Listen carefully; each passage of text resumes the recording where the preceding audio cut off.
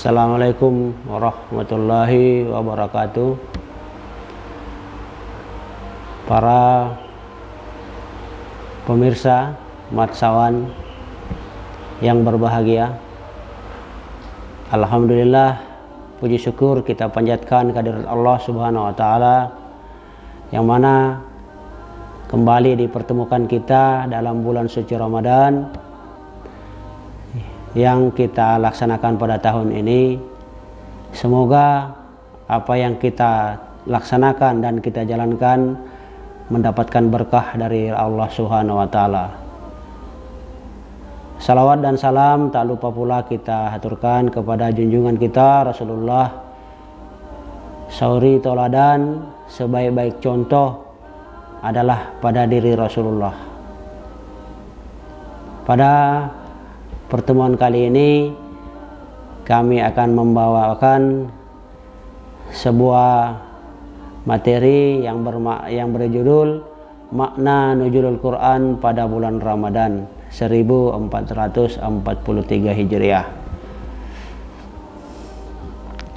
Tentunya sebagai seorang umat muslim, kita sudah memahami dan mengenal dengan baik apa yang dimaksud dengan Nuzulul Quran, yang mana Nuzulul Quran ini sangat berarti bagi kita, yang mana malam ini dikenal pula dengan peristiwa turunnya Al-Quran yang sering kita peringati setiap tanggal 17 Ramadan oleh seluruh umat muslim yang melaksanakan ibadah puasa. Begitu banyak makna dan kandungan yang ada di dalam Al-Quran. Hal ini pula dipertegas pada surah Al-Baqarah ayat 185, yang artinya bulan Ramadan adalah bulan yang di dalamnya diturunkan Al-Quran sebagai petunjuk bagi manusia dan penjelas-penjelas mengenai petunjuk itu, dan merupakan pembeda antara yang benar dan yang batil. Karena itu, barang siapa yang melaksanakan puasa di bulan suci Ramadan, dia dalam keadaan sakit boleh mengganti di hari yang lain, atau yang sedang melaksanakan perjalanan juga bisa diganti atau dikosar dengan cara yang mudah dan tidak memberatkan. Selain itu, yang mana ayat ini juga menjelaskan bahwasanya bulan Ramadan merupakan satu peristiwa yang sangat penting. Ada beberapa informasi yang dapat kita terima atau yang dapat kita ambil dari kegiatan Ramadan kali ini, terutama di peristiwa makna Nuzulul Quran.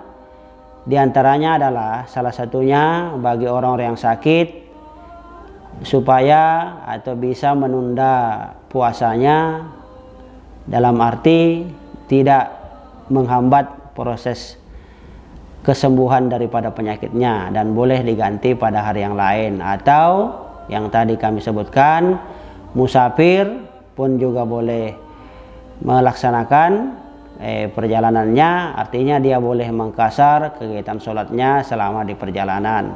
Hal ini tentunya tidak memberatkan bagi orang yang bersangkutan, dan itulah Islam memudahkan bagi pemeluknya.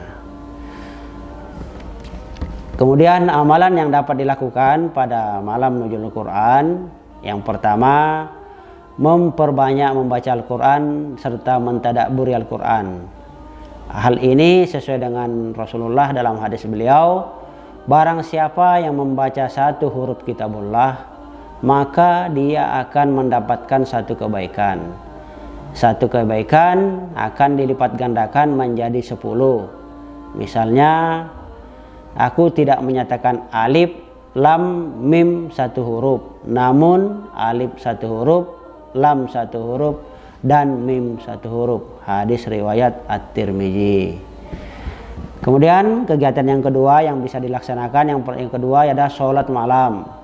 Hal ini karena sholat malam adalah sholat yang utama di bulan Ramadan setelah sholat fardu. Sebagaimana hadis puasa yang paling utama setelah Ramadan adalah puasa di bulan Muharram. Kemudian sebaik-baik sholat fardu adalah sholat malam. Nah, sholat malam yang dimaksud adalah sholat tahajud. Nah, yang mana diriwayatkan oleh hadis riwayat Muslim. Sebagaimana sabda Rasulullah sallallahu alaihi wasallam, lakukanlah sholat malam karena itu merupakan kebiasaan orang-orang yang soleh sebelum kalian. Ia dapat mendekatkan kalian kepada Rabb-Nya, menghapus segala kesalahan dan mencegah daripada perbuatan dosa. Itulah makna daripada sholat malam yang diriwayatkan oleh hadis riwayat Tirmizi. Kemudian kegiatan yang ketiga yang dapat kita lakukan di malam nuzulul Quran, i'tikaf. I'tikaf ini kita kenal dengan biasa berdiam diri di masjid. Dan biasanya hal ini dilakukan 10 hari terakhir menjelang berakhirnya bulan suci Ramadan dengan niat hanya untuk beribadah kepada Allah Subhanahu wa taala semata. Yang keempat, doa dan zikir. Memperbanyak doa adalah upaya untuk mendekatkan diri kepada Allah.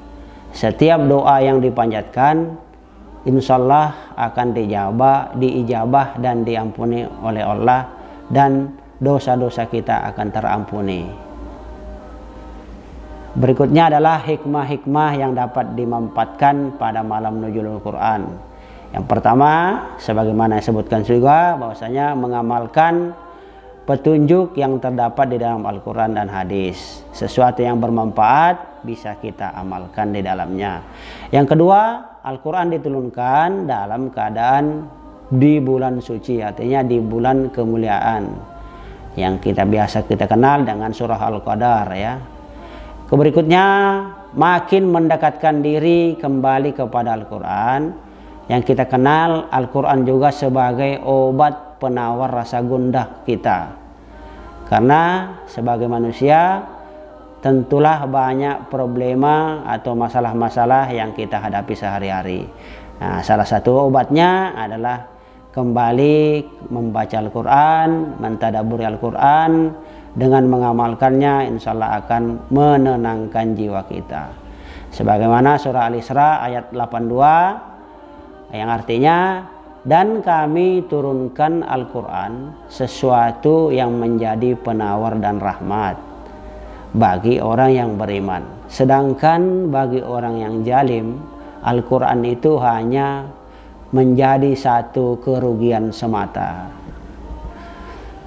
Dengan hadirnya Al-Quran, maka menjadi obat penawar bagi kita. Tentunya segala sesuatu yang kita hadapi, kita pasrahkan, kita serahkan kepada Allah Subhanahu wa taala.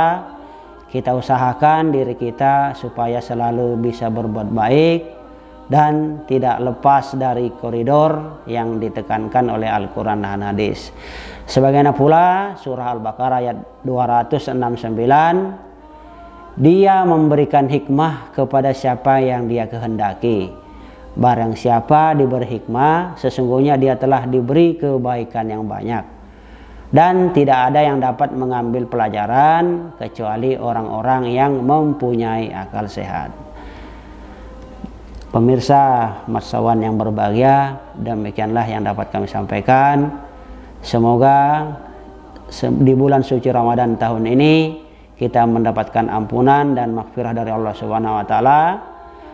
Akhir kalam, wabillahi taufiq wal hidayah. Assalamualaikum warahmatullahi wabarakatuh.